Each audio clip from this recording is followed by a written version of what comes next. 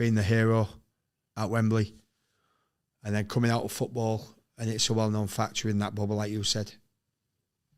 Gascoigne said to me, we don't even know, this is how fucking, I'm not thick, but I'm not the brightest, but you don't open letters. You don't pay a fucking telephone bill. You don't pay your mortgage. You just give your fucking wife and your family and your fucking people to do them things for you. Because you got the money. I didn't even know how to open a letter. My wife did it. Kerry does everything for me now. I ain't got a clue. You know, I don't know how to pay a bill. Just give them the money to pay the bill. Don't know how to pay a mortgage, just give them money to pay the mortgage. Yeah. So you're wrapped in that fucking world where you're not doing anything. All you're doing is training. All you're doing is getting your body to the training ground. Your kit's clean. Your boots are clean. Your food's there. Yeah. You don't cook. You don't do anything. When it all stops, then you start, I've got to start fending for myself now. Divorced. Lost my dad. My mind went on soccer Saturday. I was drinking heavily.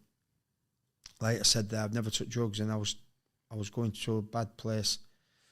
And then obviously trying to take my own life after, you probably know Gary Speed, a good, probably close to your hearts, being Welsh.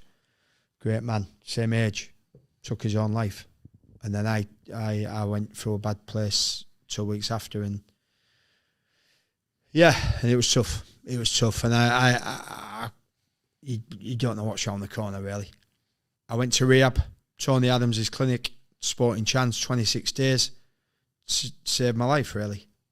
Mm-hmm. Because when you're in the public eye, even now at 55, I'm in the public eye, wherever I go, I'm in the public eye. I've got one of them faces, and it's not the good-looking face that people look at, it's the face that they've seen you on Sky Sports, and you know, and this, that, and other, and now, obviously, with social media, with the Twitter feed, you know, my bed's made, my pillars are on top. The reason why I said it, I don't know why I said it, I'm not the brightest, so it's not a fucking fake. I didn't want to get out of bed in the morning. I wanted to get out of bed at 12 o'clock when the pubs opened. Because I felt that was my changing room. I hate being on my own. I still hate being on my own now. Kerry will tell you. My ex-wife will probably tell you. I didn't like being on my own. So when I got divorced and when I was living on my own, I wanted to go to the pub to sit with you lot. Yeah. And have a beer. And I said a little quote was thing. I had a drink, so I didn't have to think. Because we all know when you're pissed up, you talk shite, you get all your problems go out the window when you've had a beer and I'm talking to you and we're talking shite about football and talking about life and this and that. But then when you wake up next morning, these problems are still there. Yeah. The answer isn't at the bottom of a glass. Yeah. But my ancestors thought it was. At that time, I didn't want to think. I wanted to drink. And I'm in that fucking changing room with my mates with the pub. They didn't know I had any problems. They thought life was fucking brilliant because I didn't tell anybody. I was living a lie. So then I always, like I said to you earlier on about Emmerdale and Coronation Street, I'm a soap freak. I always wanted, people said to me, what would you want to be if you want a footballer? I wanted to be an actor. I wanted to be a thespian or whatever they call them. I was an actor for a long time because I didn't tell anybody. I'm telling you, my life's great. I was going home, I was fucking steaming. I was crying. So I lived a lie. And now, after football, 55, got my life back on track, in a good place. Don't get me wrong, you have good days and bad days, we all do. But I don't go get pissed up anymore and you know, wallow in self-pity. I tell people, I talk to people after the rehab. I speak to people, I even strangers, I'll go, look, I'm not having a good day today. My missus will say, what's up with you? I'm having a bad day. I won't go for a drink. But now I don't drink from Monday to Thursday. I do me after dinner. I've been doing it 15 years. I don't drink when I'm doing me after dinner speaking. I've been done drink driving twice. Not proud of it. Tried taking my own life. Not proud of it. I'm studying now, sat here, you know, telling the tale. I probably wouldn't have got away with it. God bless him, Gary. Never got away with it. Nobody knows what problems Gary had. Everybody thought Gary Speed, best fucking Premier League midfield player in the country. Wales manager, loads of money, wife and 2 children, big house, nice cars. He's got no problems. How do you know?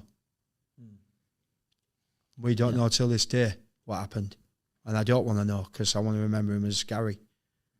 and I'm here to tell the tale. Gary isn't.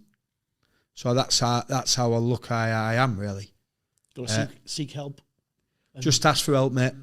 Just tell people, you know. And I get emotional sometimes, you know. And when I do me after dinner, when I finish on my after dinner circuit, if anybody in the room has got problems, please don't be afraid to tell people. Yeah. Don't be shy to cry. Because I always say that when I was a kid, my old man was a tough man. Very strict, very disciplined. Respect your elders. Say please and thank you. Don't cost you fuck all. But it was a weakness to cry. What you fucking crying for? Do you know what I mean? Oh, yeah. That's what men are like, isn't it? That's what men are like. Yeah. So I was shy to cry because I thought if he catches me crying, he's going to give me a good harding. If I had a fight in the street and I got beat and I went in crying, he'd brain me again. He'd say, right, go fucking beat him. Not saying that was an hard man, but I wasn't scared of anybody because he made me that way. Yeah. You know, there's always somebody hard around the corner. Not advocating somebody going fucking fighting all the time. What's the point? Nobody wins. What's the point? Life's too short. Fucking just be nice. Be polite. I talk to people. I treat people how I want to be treated. I speak to people how I want to be spoken to.